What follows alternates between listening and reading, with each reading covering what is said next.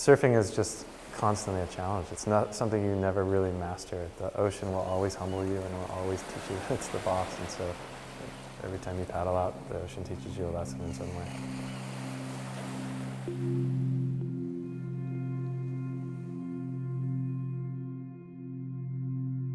Well, wood is just, there's nothing like it. It's a biomimetic material, so the feeling of it when it's gliding on a wave, I believe is in tune with the way our bodies are meant to feel that flex because it's an organic material.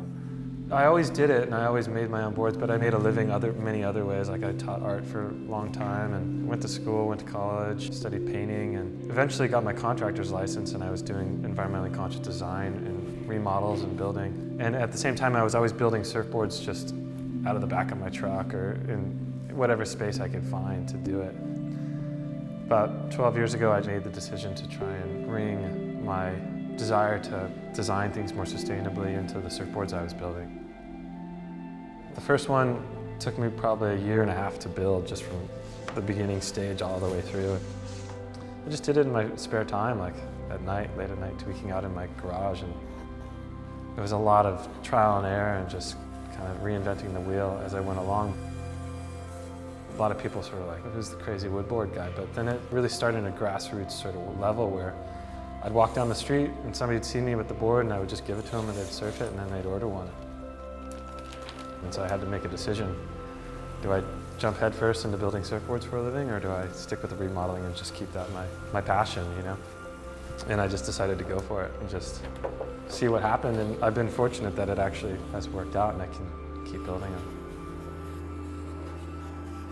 Conventional surfboards these days are a block of foam. They break down over a year and they end up in the landfill.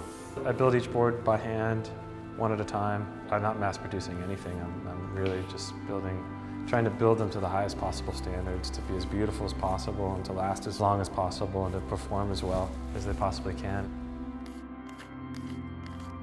My ultimate goal is to create an heirloom type surfboard, something that can be passed on from generation to generation.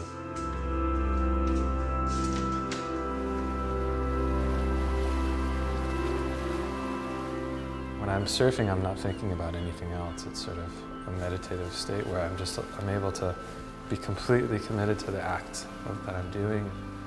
There's something just really profound to riding a wave of water. It's kind of indescribable the way it feels.